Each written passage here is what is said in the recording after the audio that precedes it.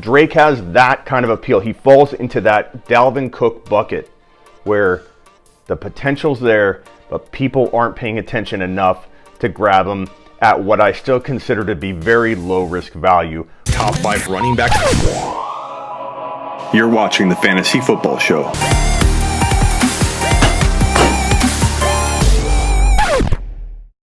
One player I want to talk about right now is Kenyan Drake. I've been talking about Kenyan Drake for a while now, but I keep hearing the same thing over and over, and it's laughable to me. The stuff I'm hearing is that this guy is a career backup. He'll never amount to anything at the NFL. He didn't do anything in Miami. What makes people think he can handle the workload in Arizona moving forward at starter type carries?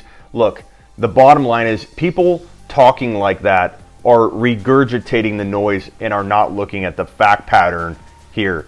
And Kenyan Drake is going currently, if we had to predict, because ADP data is not consistent right now, he's looking at 3.1 to like 4.04 value. He could climb all the way to like top 15 if DJ gets traded out of Arizona to the Bucks or something crazy like that. If a concrete move gets made that makes Drake isolated as the top back in Arizona, like without any kind of question or equivocation, then you're looking at Drake climbing up people's boards.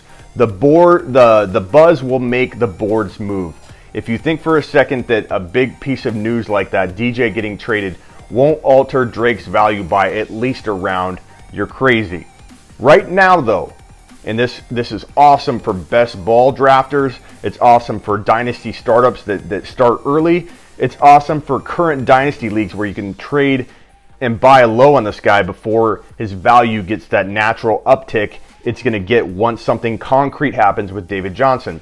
If David Johnson stays, then Drake's value could be cemented right around 3.01 to 4.01, 4.02 when we get to August. I hope that's the case so that we can all capitalize on this guy's value and upside heading into August drafts. But as of right now, I've got to tell you, I think things are going to change in the direction of Drake getting a lot more respect as we head through the offseason. But for right now, for today, he's looking at 3.01 to 4.04 value if I had to guess. And I've done several mock drafts on my YouTube lives, in Instagram chats, and he seems to fall in the third round more times than not. And people still have doubt, and there are a lot of doubters around his situation that kind of hold his ADP into check in that great range where I feel it's super low risk and he can earn that value even on a somewhat disappointing campaign in 2020, but I think he has the potential to be top 5 to 10. So for all the people saying the laughable type things like, oh, he's a career backup, he'll never do anything, let's look at the fact pattern here.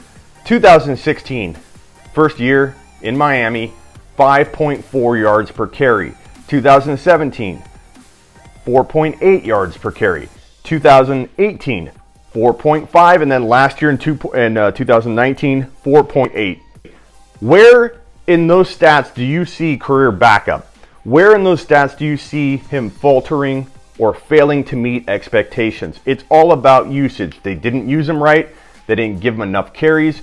In Arizona, he was used properly and he flourished. Why won't you trust your eyes over the regurgitated noise that people keep passing down from video to video in news posts and all kinds of forum chatter?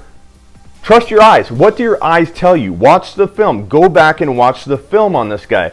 Go watch the film that produced in week 15, 137 yards and 4 TDs. Then the next week right after, 166 and 2 TDs. The week after that, 60 yards and a touchdown. He could be so much more active in the passing game too. This is a running back that is almost matchup proof. And as Kyler Murray progresses, I think they re-signed Drake. That's the one caveat here. He could go somewhere. I think if he goes somewhere else and gets paid big dollars, they'll use him efficiently. I'll have to reevaluate where I'd slot him in my top 10 running backs if he goes to like Tampa Bay. But if someone's going to pay top dollar free agent money and spend that kind of money on a guy, they're going to start him, play him, and feature him. So I'm kind of not worried if Drake does go elsewhere. He'll go elsewhere to start and get big money. But I think AZ would be smart to retain him because they're trying to mature this offense along. Kyler Murray trusts Drake, and Drake fits in and meshes well into this offense to the point that I think Arizona is going to say to themselves, we could go after a cheaper rookie, but let's secure what we know is working to keep the momentum going into 2020. I think they resign him. I think they retain him. I think Kyler Murray wants him there. He fits so perfectly into this offense that is becoming one, in my opinion, one of the most exciting offenses in the NFL. And I think they take a big step forward in 2020. I think Kyler Murray produces top 5 type QB numbers in fantasy in 2020. And I think that Drake could be that top 5 to 10 surprise that people kind of see coming. People kind of saw Cook coming. People kind of saw a few players of that value level where they have 5 to 10 running back appeal, but no one can stomach taking them at a range that feels a little bold. They're worried about the risk. Drake has that kind of appeal. He falls into that Dalvin Cook bucket where the potential's there, but people aren't paying attention enough to grab him at what I still consider to be very low risk value, which is currently at 3.01 to 3.09 to 4 point whatever. Go get him. Go get Drake in Dynasty. Trade for him now before it's too late.